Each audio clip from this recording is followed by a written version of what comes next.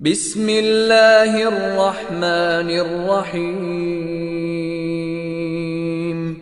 اقرأ باسم ربك الذي خلق. So inshallah we're going to start now.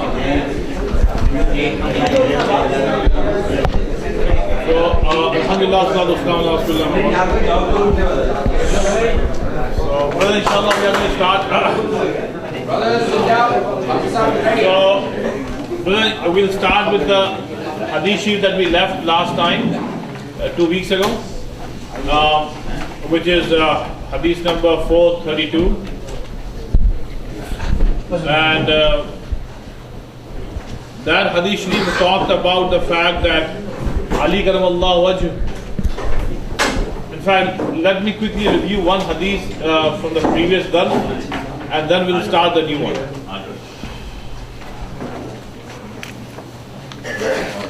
Now, if you remember the hadith number 429, I mean, I don't want to put you on the spot, but without looking at hadith number 429, can you remember the 5 things that Rasulullah mentioned that he has been given by Allah subhanahu wa ta'ala that were very special with Rasulullah sallallahu alaihi wasallam? No other prophet was given those 5 things. Well, I'm going to read them again to you, and you just review. Huh? One is salam. Yes, first one is that Rasulullah said that Allah had put my awe in the heart of my enemies. So so when they come, when they think about attacking Medina, they're already frightened from inside. Second was that the entire earth had been made for Masjid, so you can pray Masjid anywhere, and the earth had been made a place, a thing to do tayammum with. You can use a tayammum for that. And the third thing is that after a religious war, the booty had been made halal upon this ummah to use. Fourth is that every prophet was sent to their own community, but Rasulullah is the universal prophet. And the fifth thing is that Rasulullah would be given the power to do shafa, intercession on the day of judgment. So these are the 5 things that Rasulullah had been given to me, which no other prophets had been given before or after. Last one. And then we covered the next hadith, which is a long one, but it's just kind of same thing. And then hadith number 431 talked about the fact that Abdullah ibn Umar said that I used to sleep in the Masjid Nabawi when I was young and I was unmarried. So the question here is that since Masjid had been made a place to worship Allah subhanahu wa ta'ala, can you use the Masjid to sleep? So yes, you can. Here is an example from hadith that Sahaba would sleep. But of course, it's not a motel or a hotel where you can go and sleep. If you can sleep only when necessary, or if you are doing i'tikaf in the masjid, you can sleep. That's why scholars have written that whenever you enter into the masjid, men and women, you should make the intention of i'tikaf, nafil i'tikaf. Because remember, there are 3 kinds of i'tikaf if you are interested. There are 3 kinds of i'tikaf. First is nafil i'tikaf. Nafil i'tikaf means whenever you go to the masjid for any salah, for anything, you make an intention that Allah, I'm making intention of i'tikaf for as long as I'm in the masjid. So you let's say you spend 10 minutes, 15 minutes, whatever, you get the reward of mu'takifin. That's nafil i'tikaf, optional. Second is sunnah mu'akkada i'tikaf, and that is the last 10 nights of Ramadan, right? So وَأَنْتُمْ عَاكِفُونَ فِي الْمَسَاجِدِ, Allah said. So that is sunnah mu'akkada i'tikaf, that Rasulullah used to do it. In fact, in 1 year, once Rasulullah did 30 days i'tikaf. The whole entire month of Ramadan, Rasulullah stayed in Madinah. He did not leave Madinah throughout the month. But the last 10 days is called sunnah mu'akkada i'tikaf. So in every masjid there should be at least one person who should be doing i'tikaf of the last 10 days and nights of Ramadan. That's called sunnah mu'akkada. Now the third thing is wajib i'tikaf. Wajib i'tikaf is that let's say you made a pledge to Allah. That Allah, let's say if this thing happens, I want this thing to happen in my life. If that thing happens, I'm going to spend, let's say, a day in the masjid, i'tikaf, doing i'tikaf. So this is called nazar, right? So now you vow to Allah subhanahu wa ta'ala, now that thing happened, right? So now you should do i'tikaf. So that is wajib, right? So there are three kinds of i'tikaf. Women can do?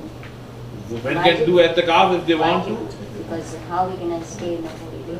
Well, here in America, no problem. You can go in the masjid. So you can do from Fajr till Isha. Oh.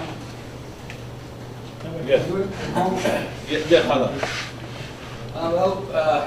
During Ramadan, last days of i'tikaf, people do come in the morning. I mean during night, after Maghrib or Isha, they stay in the masjid. They do i'tikaf karna hai, and then they leave in the morning. Yeah, so they don't do. What's that? Mobile i'tikaf. I know mobile. That is nafil i'tikaf. Of course, you can do that. You can definitely do that. I mean, just like you can do it throughout the year, any time, any day you can do that. But the issue, I know what you are talking about. The issue in our masjid is regarding hujra. That people who are doing nafil or mobile i'tikaf, they want to have the hujra as well. Now the people who are doing sunnah muakkada i'tikaf, mashallah, in our masjid there are so many now. I think last year there were like 20, 25. So now with our masjid, small masjid, it is not feasible to have so many hujrat. Then where are the musalli going to pray salah then? So people who are doing mobile or nafil i'tikaf, they should not ask for hujrat. They can come and sleep anywhere. And hujrat is not must. I mean, you can sleep anywhere. Like if you do sunnah muakkada i'tikaf in Masjid Haram or in Masjid Nabawi, there is no hujrat. Okay? Like people, alhamdulillah, go from Orlando and elsewhere. I know many of them. Then there's a brother here in Kissimmee. For years he has been doing this. That he goes on the 17th or 18th of Ramadan to Makkah, performs Umrah, and does i'tikaf of last 10 days in the Haram of Makkah. So of course there is no hujra there. So hujra is not something important. In our masjid we make hujra for your privacy and peace. So, but people who are not doing nafil i'tikaf, they should not ask for hujra, because they will come. Usually those brothers come after Maghrib or Isha, they spend the night and then they have work. And mashallah, what they are doing is very good and better than those people who are not doing it. So at least, but the thing is that those brothers should not ask for hujra. I'm sorry, when we will come to masjid for any prayers, we can also make a niyyah that I'm going to the masjid. So that is nafil i'tikaf. So whenever you come to the masjid, you can do nafil intention of nafil i'tikaf. Further kafaya. This is further defined. This is not for one person out of the community should do. That's what the i'tikaf must do it. It's not sunnah muakkada, it is further kafaya. This is not this is sunnah muakkada. Further kifaya is Saul Janada. That if nobody prays and that dead Muslim is buried without Saul Janada, then the entire Muslim community would be sinful. You said that nobody is doing i'tikaf, but one person must do i'tikaf. That was further kifaya, or this? I mean, for sunnah muakkada, I'm saying it is a sunnah. Nobody doing i'tikaf. So somebody has to do it. It's a bad community. And on the basis of something. What I'm saying is that it is important, it is sunnah muakkada. If nobody is doing i'tikaf in the masjid, that is wrong. Now, let me tell you this. There are many imams, many Tariq that they say that no, i'tikaf could be done only in 3 masjids. Masjid Haram, Masjid Nabawi and Baitul Maqdis. No place else. There are some people who say that. But that's one view. But that view is very weak, because Allah subhanahu wa ta'ala has said that وَأَنْتُمْ عَاكِفُونَ فِي الْمَسَاجِدِ. So here the word is plural, right? And it includes all the masajid. So Rasulullah never ever said that, do masjid only in my masjid, i'tikaf only in my masjid or haram. No. So it is general for everywhere. So anyhow, so answering your question, yes, when you are doing nafil i'tikaf, you can just come, stay as long as you want, and then now, if you are doing this, then yes, you can sleep in the masjid. Like in our city, Orlando, as I often see some brothers sleeping in the masjid in the afternoon time. Now, Allah knows their intention. Some of them are cab drivers, some of them do some other work, and they get tired and they sleep in the masjid, they take a quick nap and then go. So that is fine. That's what Abdullah ibn Umar said, that I was young, I was unmarried, so I would take a nap and then go. Okay? So then it is fine. Let me quickly address one more issue here, then before going to the next hadith, and that is eating in the masjid. Ironically, it has become a very common thing in our masjid, eating inside. Although all the fuqaha have written, all of them, that eating inside the masjid is makruh. Except when doing i'tikaf. Yeah, I'm coming to that. It is makruh. Meaning, like we have these, actually we are addicted to food here. Whatever event is there, we need food. If a scholar comes, we need food after that. Whatever. I am very much against this. I think if you want to come listen not with the intention of eating food, but just to come and listen. Eating inside the masjid is makruh, except for those people who are in i'tikaf. But the problem here is that in our masjid and our society, eating has become very very common. Sometimes when you say that, some people say, no, I have the intention of nafil i'tikaf, so I can eat inside.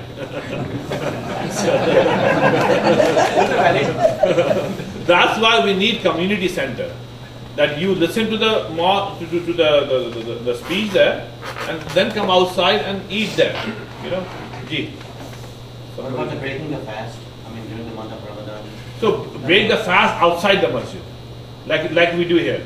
The i'tikaf people can eat inside, right? But the non-i'tikaf people, we have tent here, eat outside. Some people just take a kajut for breaking fast. So that, but like food, to eat food, that is not something because that is not the purpose for which masjid has been made. Because Allah in Quran said, "Fi buyuti Allah an turfa wa yuzkara fi ismu yusabbihu lahu fiha bil ghudubi wal asal." That is, masajid have been made so that the name of Allah could be glorified, meaning do ibadah, not eat. Okay, so but it is makruh. Remember that, except for people who are doing i'tikaf. So make dua that we embark on our expansion project. What ayah? Which one? Fi buyutin. That is Surah Nur. Kya hai sir? Ayah number 35. 35. 2 weeks ago we discussed this. 2 weeks ago we discussed it. Yes. Yeah. So okay. So I just want to touch on this. Now, okay, well, now quickly let's move on. So the hadith sheet that we stopped on, I think 2 weeks ago. Yeah, when we were going for fishing. We didn't stop that. By the way, talking about fishing, I was thinking about it. I do not know whether you like it or not. Kids are excited, I just threw. And that I was thinking that Saturday, 13th of April, we should have a field trip to Busch Garden. I don't know. Family trip, because some of the sisters complained to my wife that Habsab took only brothers for fishing. That is not right. And my wife was one of them who joined the chorus. So I said, okay, let's have a family trip.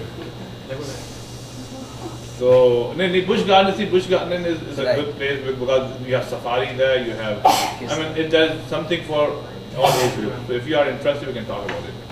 So anyhow, so let's talk about the hadith sharif, brother, is that Rasulullah once went to Fatima's house, right? And he did not find Ali karamallahu wajhu there. So he asked, "Where is your cousin?" She replied, "There was something between us and he got angry with me and he went out. He did not sleep," meaning he did not do qailula, the midday nap, in the house. Rasulullah asked a person to go and look for him. That person came and said, O Prophet of Allah, he, meaning Ali, is sleeping in the masjid. Rasulullah ﷺ went there and Ali was lying on the ground. His upper body cover had fallen down on one side of his body. And he was covered with dust. Rasulullah ﷺ started cleaning the dust from him, and Rasulullah was saying, "Get up, O Abu Turab. Get up, O Abu Turab." Literally means father of dust. So there are a few things that we learn from this hadith sharif, and that is that the father-in-law does not need permission from his daughter to visit her. Why is it saying? Because in one hadith Rasulullah said that the wife should not allow anybody to come to her house without the permission from her husband. Meaning if the husband dislikes a certain person, right, she should not allow that person to visit the house. Let's say she has a cousin, and the husband does not like that cousin to visit his house, right?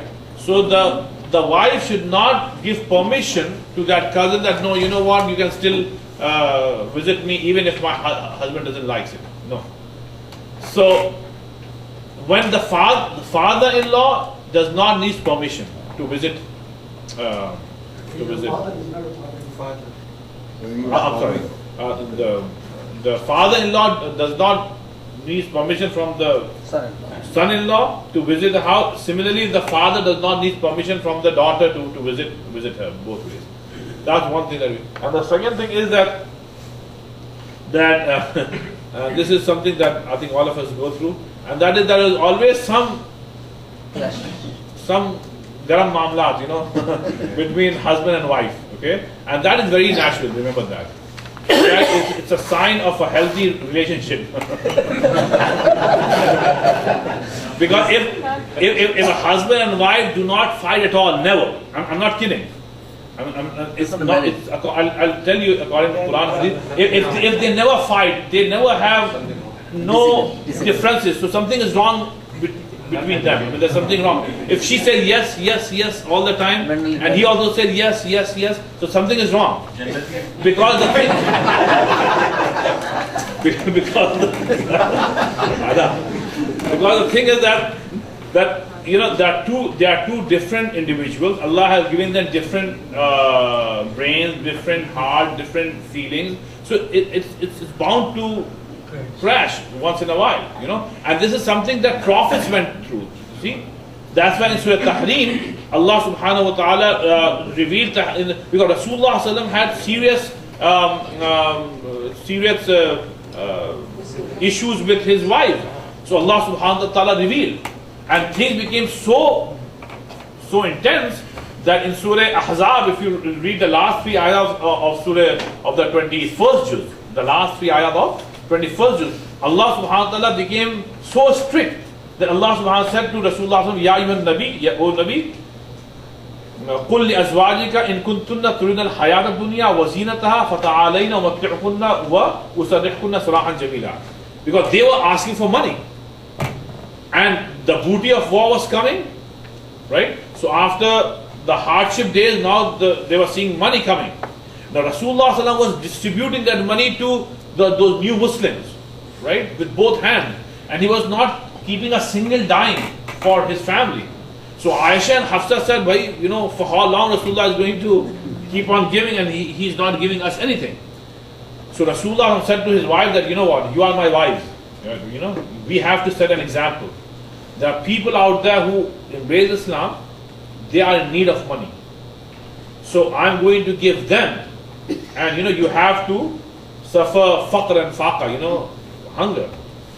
And Rasulullah said that, being the wife of a prophet is not easy. I mean, you will be my companion in Jannah. So here you have to suffer for the sake of Allah.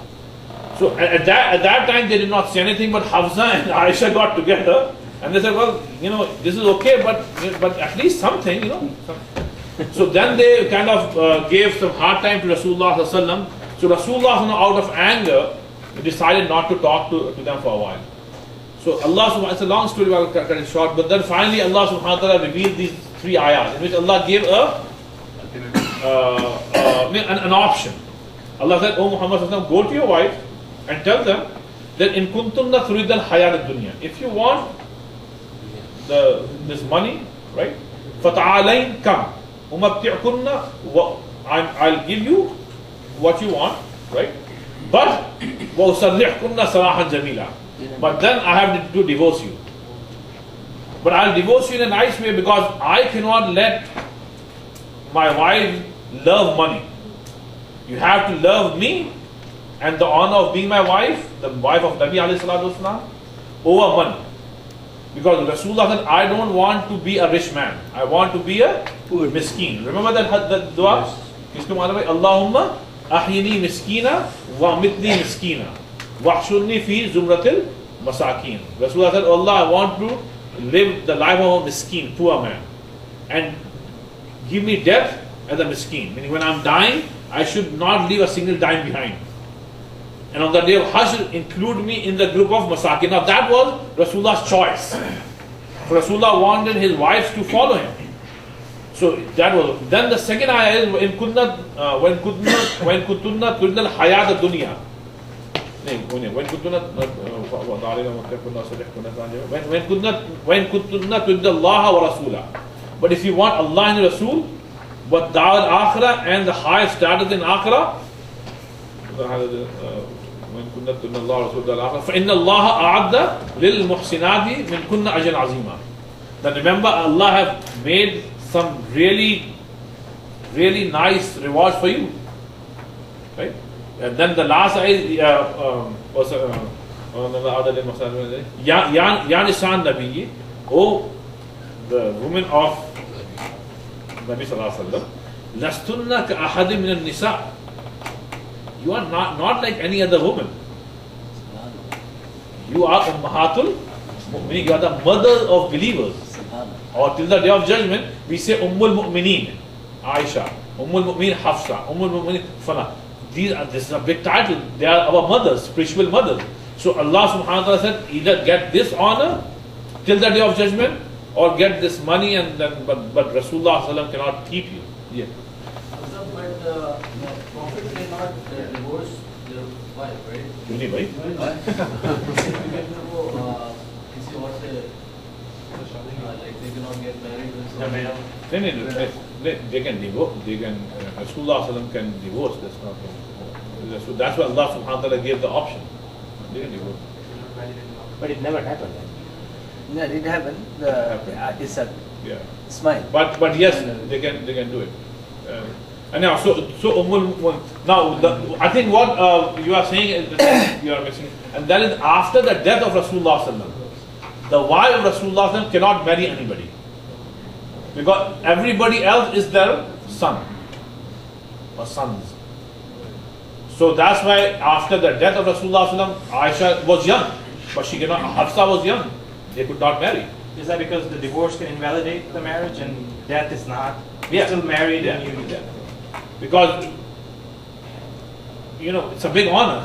Think about it. Ummul Mu'mineen. So these three ayahs were revealed. So anyhow, coming back to the issue, so there were not misunderstanding, but there were issues between Rasulullah and his wife.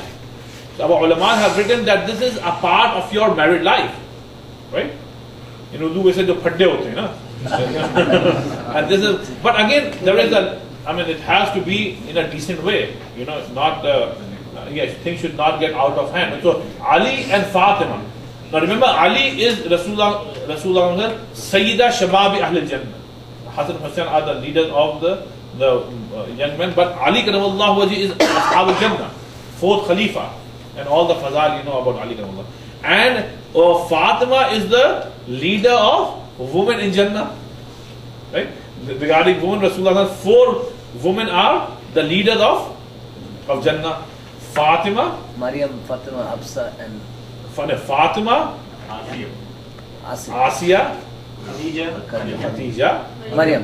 So these are women. So Fatima is the leader of women in Jannah, but that does not mean that she's not human. When she is human, she had issues with her husband. So out of anger, Ali Karamallahu Wajhu went to the and do Qailula. Third point in this hadith is Qailula. Now, Qailula is called a short midday nap. Underline that, short. This is why the word Qailula is derived from the word Qaleel. Qaleel means little, right? Qailula means that you go after lunch, lie down for 10, 15, 20 minutes, that's it. If you sleep for long, that is not Qailula. That's Kathira.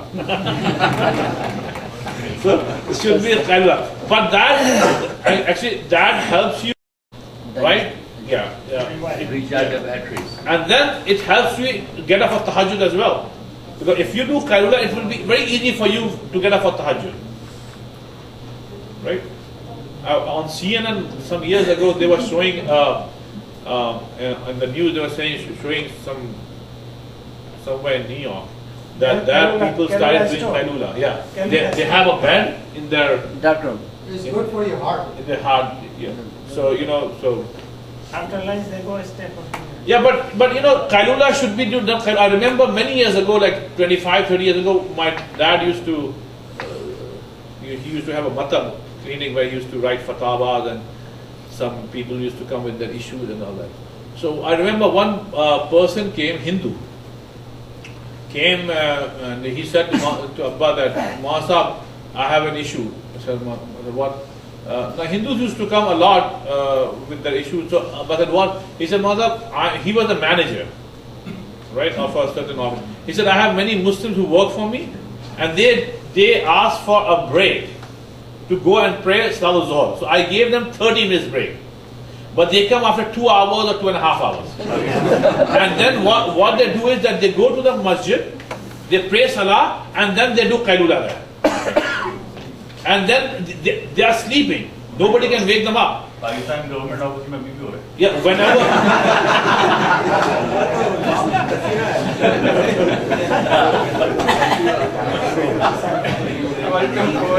आज आप जुमले खास आए सुबह बोल रहे हैं. आप घर तो खुशकिश आए. So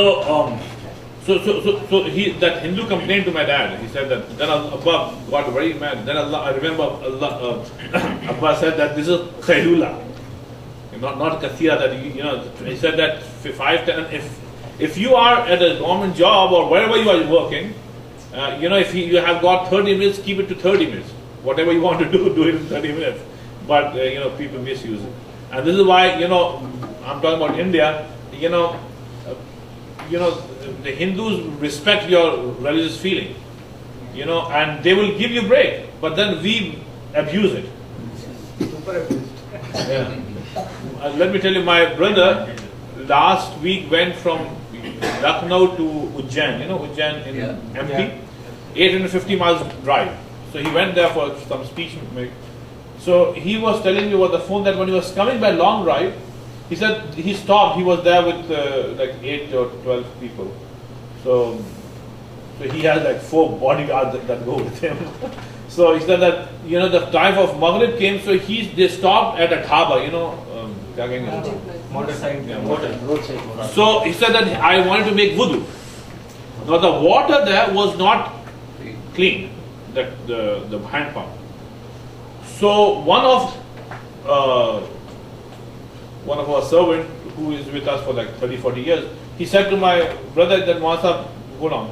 He went to the dhaba owner and said that, what, we are here, and we have Maasab, we want to pray Maghrib Salah, but the water here is not clean. Now the dhaba owner was Hindu. He said, 1 minute. He went there and he put that thing on, that the generator, and he said, give me 5 minutes. So he put that on, and after a few minutes, really clean water came out. And he said Khalid said that he came to me and he said, Maasab, you go and make wudu now. Now this is clean water. And then while Khalid, my brother, was making wudu, this owner went upstairs on the roof, right, with his servant, and they broomed and they cleaned the floor and they put really nice carpet. And by the time Khalid was done and the other brothers in his group were done with wudu, that owner came and said, Maasab, I have cleaned upstairs, go and then pray, everything is clean. Blessing for the place. Huh? Blessing for the place. Yeah, so but the thing is that these are Hindus doing it. Yeah. And you know what? Since we have lived with Hindus for so many years, I can tell you that these people do it for two reasons. One is that they respect. And second is that they believe that if you pray salah, namaz, that you say, it will bring down blessing there. So yeah, so they do this. But if we abuse the system, right, then there's a problem. So in government office also, they give you time, half an hour, 45 minutes to an hour, but our people, we abuse that system. Then the people, the government put it down. So here, Ali Karamallahu Wajhu was doing Qailula, and he went to, remember Ali used to work in a Jewish farmhouse. Right? The owner was Jewish. So, and Ali Karamallahu Wajhu will work from Ishraq, right, late till Asr Salah. Right? So he will be cultivating land and all that. So, naturally he will get tired, so he will take Qailula and then he will go back to work. What is the minimum and maximum time for Qailula? There is no specific time mentioned. It depends upon the person, how, but it should be short. Like 10 minutes. अच्छा सा अभी भाई अब ना बोलिएगा okay so now Rasulullah sallallahu when he went when that person came back and said that he is sleeping there, look at this akhlaq of Rasulullah sallallahu, right? That remember Ali was like his own son, but Rasulullah sallallahu did not tell that person go and get him.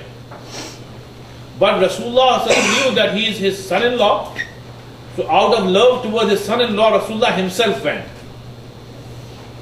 Okay, and then this happened. Then when he saw him sleeping, and there was dust all over his chest and back, Rasulullah said this, "Oh Abu Turab." Okay, and then he got him.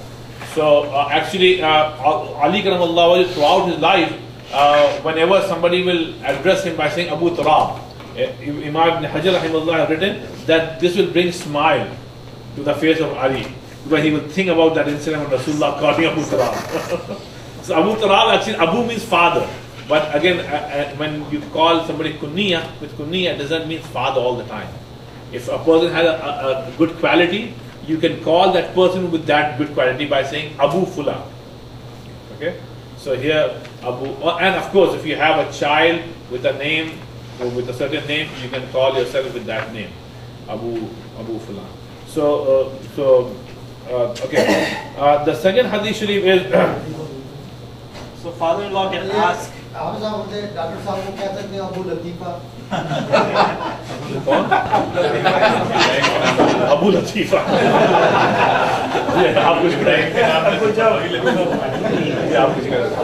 So father-in-law can ask the daughter. The father can ask the daughter, "Well, how's the relationship?" And daughter can tell the father, "Yeah, I have some problem." Because in our culture, sometimes they hide it as a respect. But you saying that the sunnah is to tell. There are many things in our culture which are not right. But here, we have to follow the sunnah. I remember my grandfather, my mom's uncle, he was kind of sheikh, although he did not go to the Alum, but he had his own way of, he had his rules. And one of the rules was, he didn't want any of his nieces, daughters, grandchildren to come with their husband in front of him. Oh. Yeah, like my mom never went to say salam to Chacha along with my dad. She has to go, or my dad had to go first, say salam, and then, I don't know why it was. Another thing was that he said, no, he would make us wear topi at the time of dinner and lunch and breakfast. So since my childhood, I was thinking that wearing topi for meal is sunnah. But I did not get it anyway. But it was his culture, laws that he made in the household, that without topi we could not eat anything. So anyhow, so sometimes it's culture, but we have to follow what is sunnah. Okay, so the next hadith sharif is regarding Ashab al-Sufa. Now I think this hadith sharif, hadith number 433, is narrated by Abu Hurairah. I think most of you know about Ashab al-Suffa. Ashab al-Suffa were those people who became Muslim and they were kicked out of their family.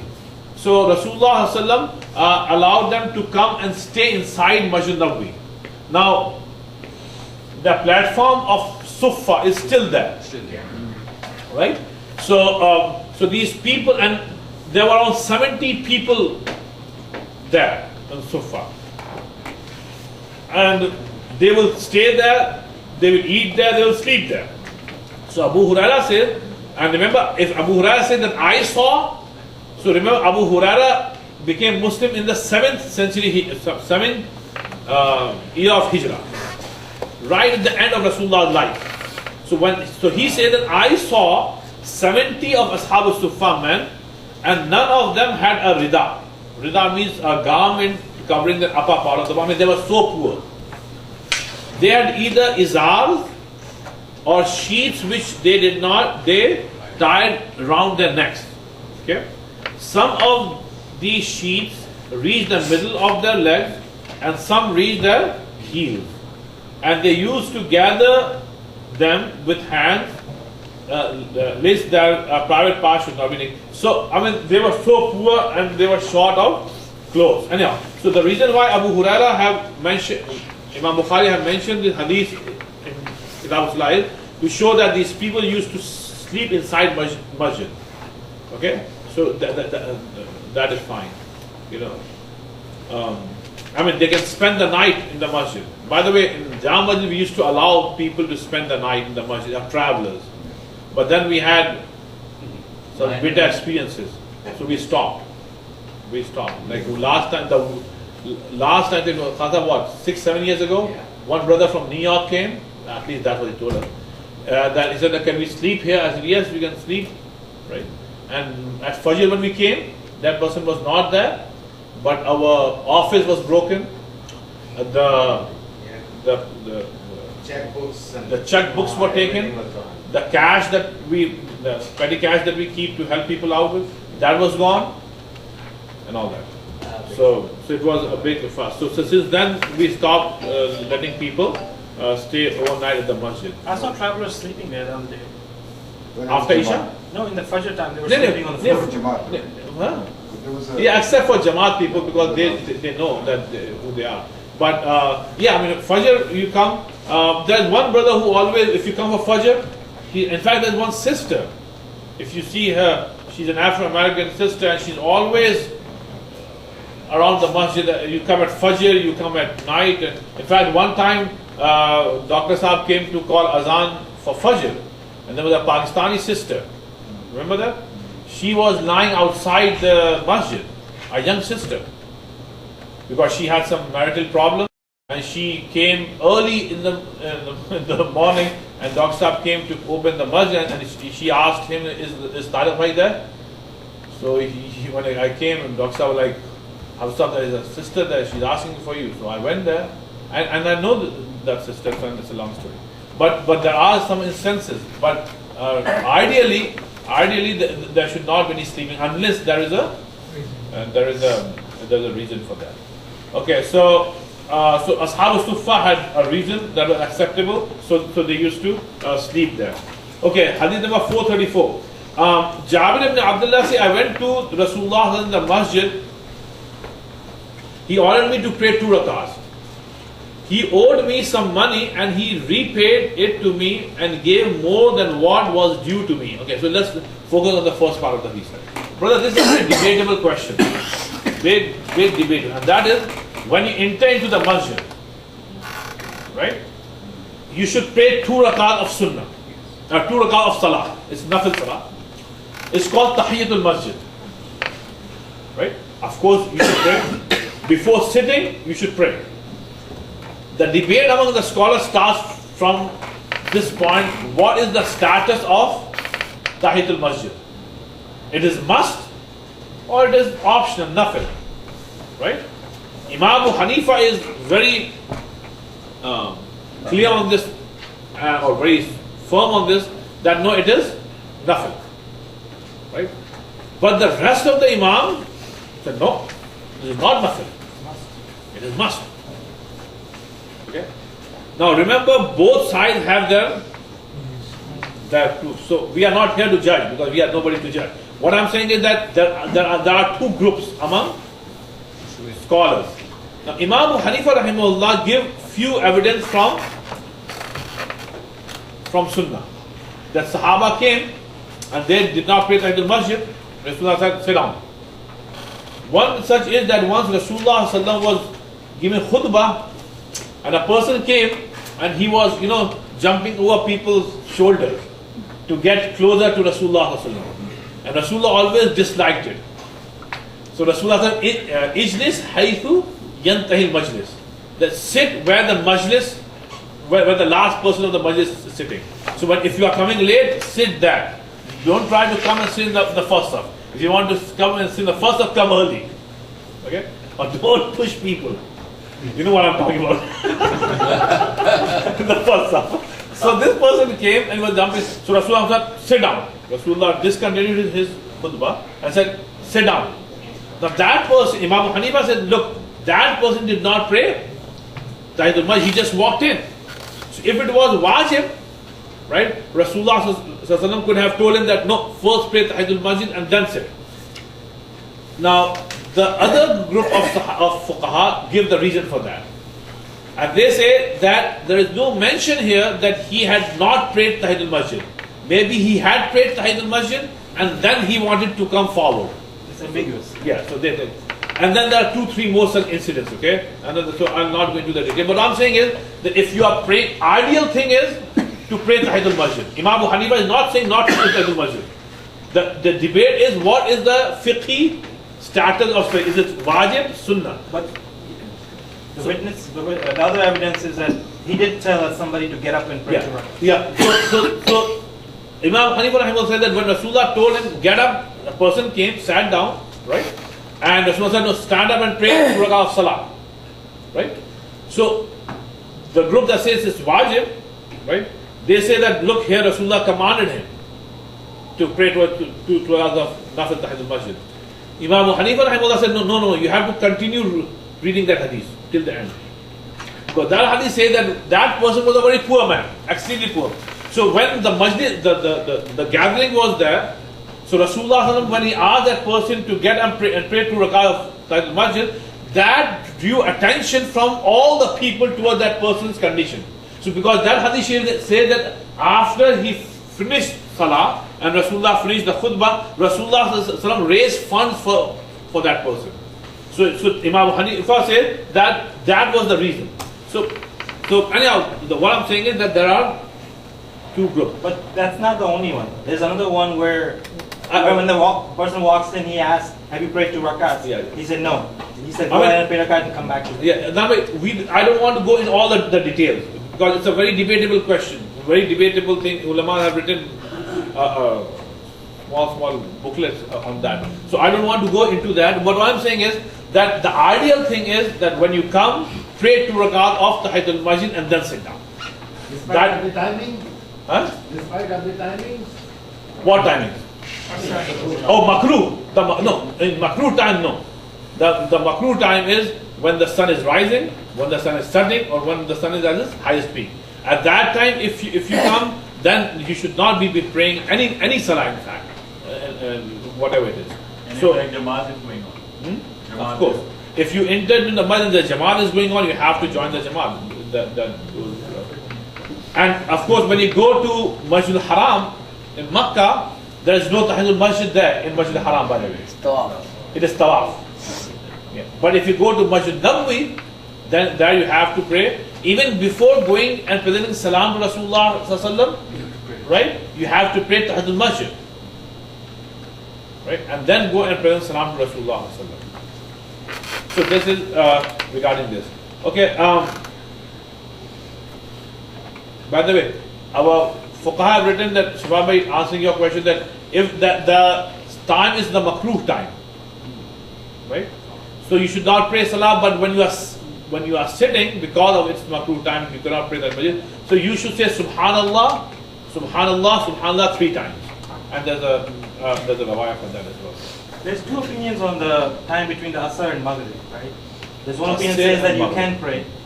And the other opinion says, no, you should not pray sit down. And they both have evidence for it. Yeah. Actually, the rest of the Imam, let's say, for example, let's say you made tawaf of Haram, of Kaaba, right? Now, after doing tawaf of Kaaba, the 2 rakats that you have to pray near Maqam Ibrahim, these 2 rakats are wajib. You have to pray. You cannot go to do sahi without praying those 2 rakats. Again, the same question comes among fuqaha, and that is that what if it is the makruh time? So the most of the fuqaha say that no, still pray. Imam Abu Hanifa said no, wait till the makruh time expires and then pray. So there is fiqhi difference in this. But my whole issue, brother, is whatever fiqh you are following, keep on following it. Don't try to prove the other school of thought wrong. You know, Maulana Thanvi Sahib said something which is so important. He said in Urdu, apne maslak ko chodo nahi, dusre ke maslak ko chhero. But we try to pinch others. You are wrong.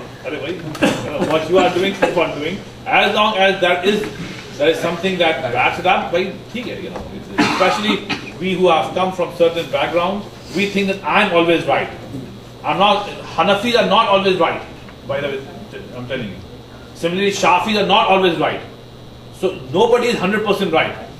If you are following a certain faith, just keep on, no need for khadda. There are other issues, brother, important out there. So again, the last hadith for today is this, Abu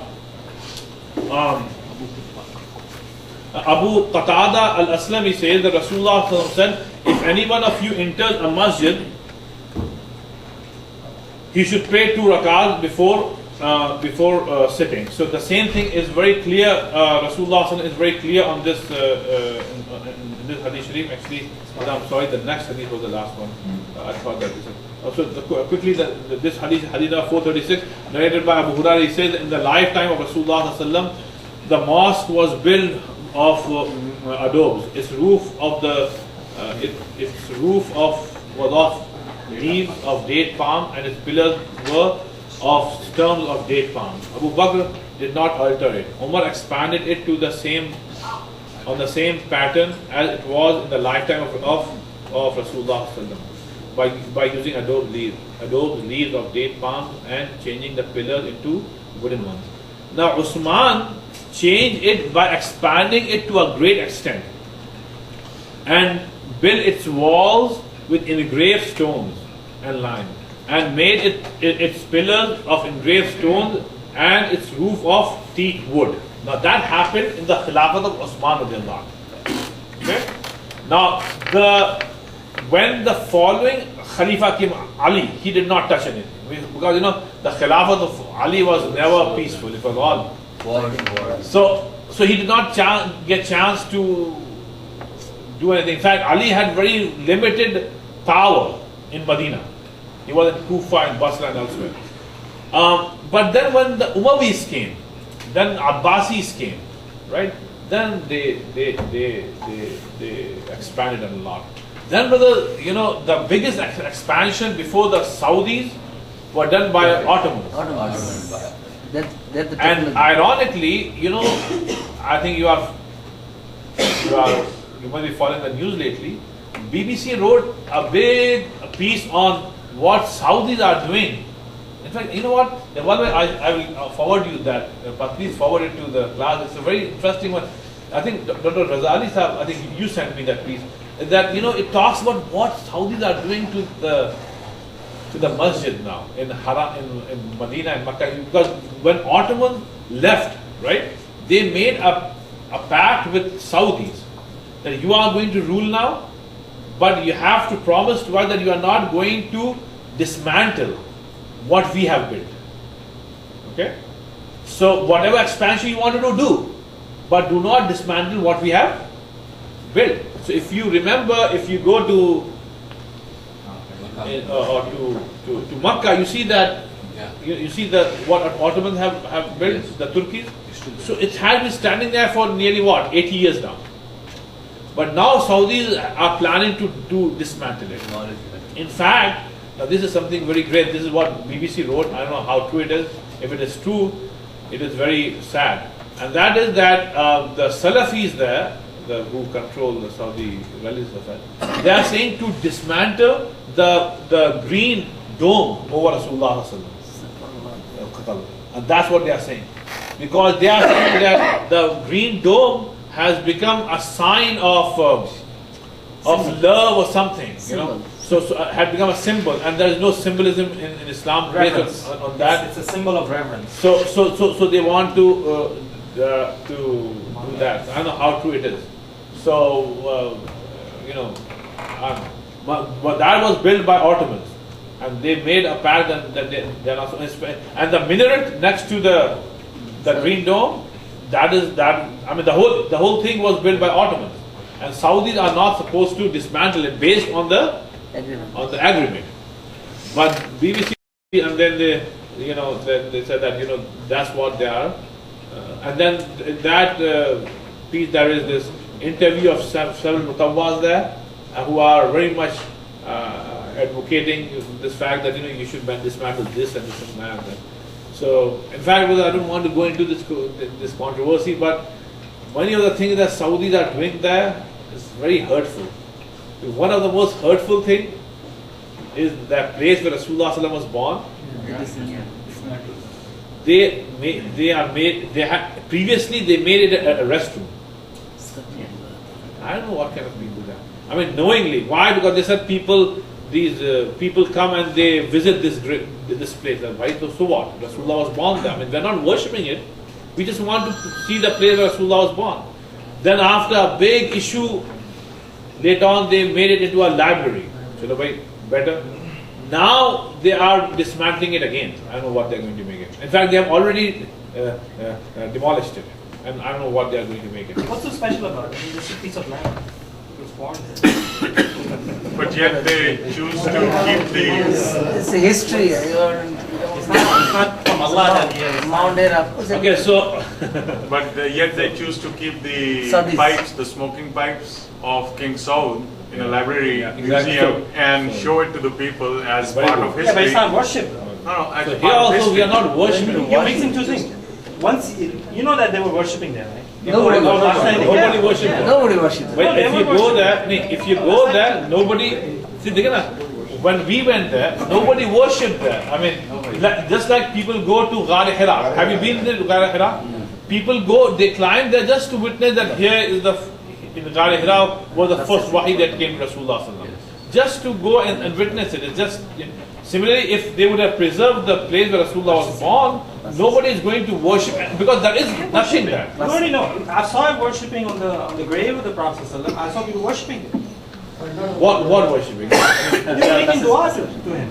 But Majority Why is not this? Wait, the thing is that if they are making dua to the grave of Rasulullah ﷺ, they are doing wrong. If you are making dua to the grave of Rasulullah, you should make dua to Allah. But if somebody is doing wrong, we should try to educate people not to do that, right? But that does not mean that we should demolish the blessed grave of Rasulullah because somebody is doing something wrong. Same way, if the place where Rasulullah was born, just keep it. At least show some respect to that, not make a restroom there. Good point that Adil raised is in the same piece that BBC wrote. It talked about Riyadh. In Riyadh, they have a museum in which they have all the things like the smoking pipe, the stick, of King Saud. You are spending, and it's in a huge museum. Millions of dollars they spent. Why? And here the birthplace of Rasulullah was converted into a restroom.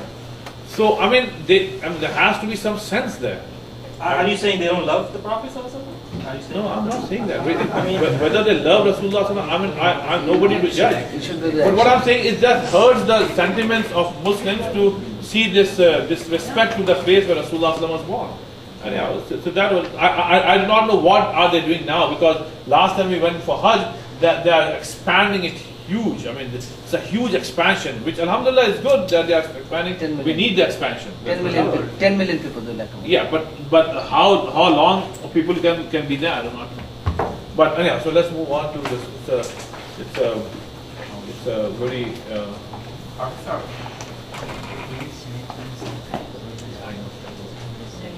Yes, I know that.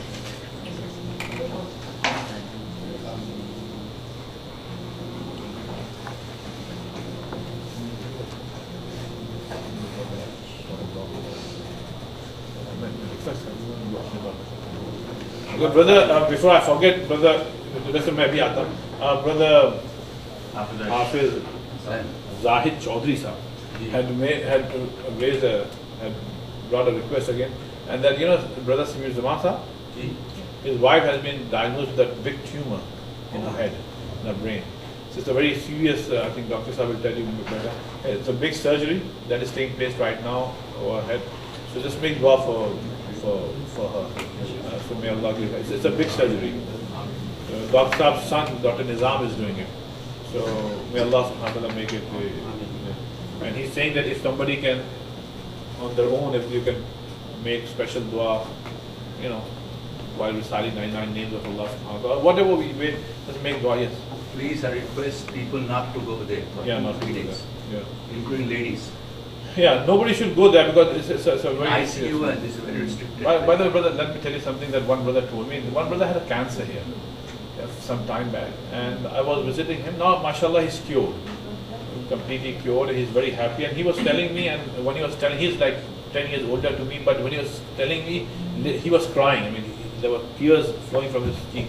He said, "After I went through like a hell, right?" And he had like 4 kids.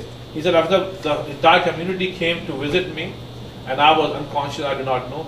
And he said after what was hurting me was, and this is what his wife told me now when I'm healthy. She said that these community members that came, everybody told me depressing news about cancer. And they're saying, you know what, the same cancer my uncle had, or you know what, he did only for 2 months, 3 months. And some that said, sister, I don't want to dishearten you, but your husband is never going to recover from it. Sorry, And this and I said, and then said that now when he is cancer free, and Dr. Naeem Moon was a doctor, and he guaranteed that it has been cleansed. And he said after one day I was sitting in my shop, one brother came, and he said, so how are you doing? He said yes. He said that I served him drinks and all, chai nashta, and then he said, brother, I'm telling you, this cancer that you have, it always comes back.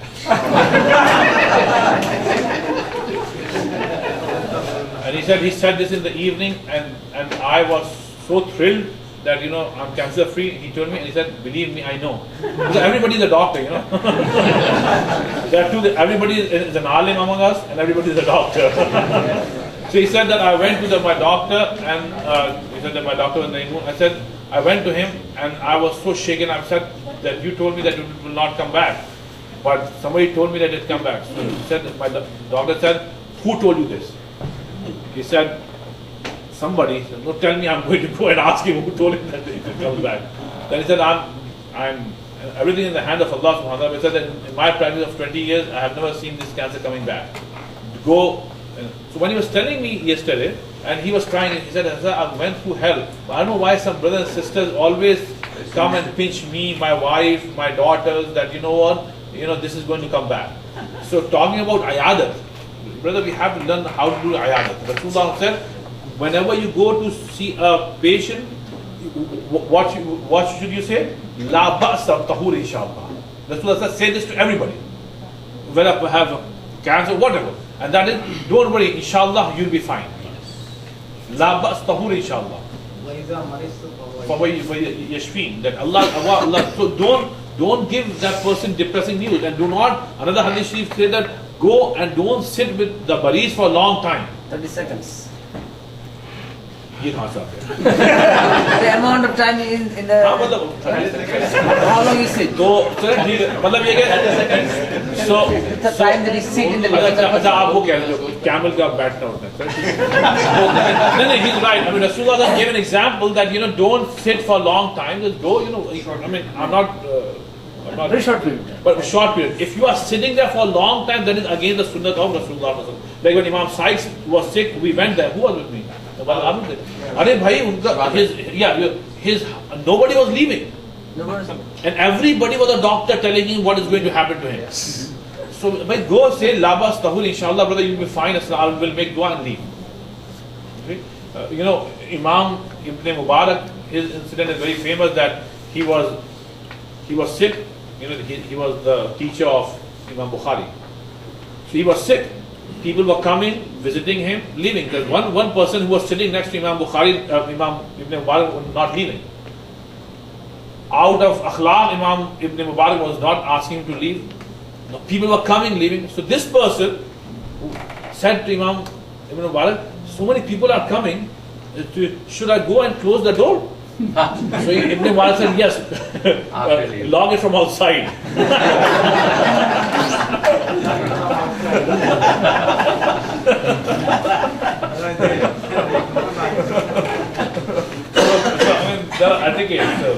But depressing news, no, brother. We should not give depressing news to people. And now, so quickly, I have only 5 minutes. I'm sorry, but yeah. So only just a 5 minutes, and then we'll be done, inshallah. So we are talking about Usman radiallahu anhu.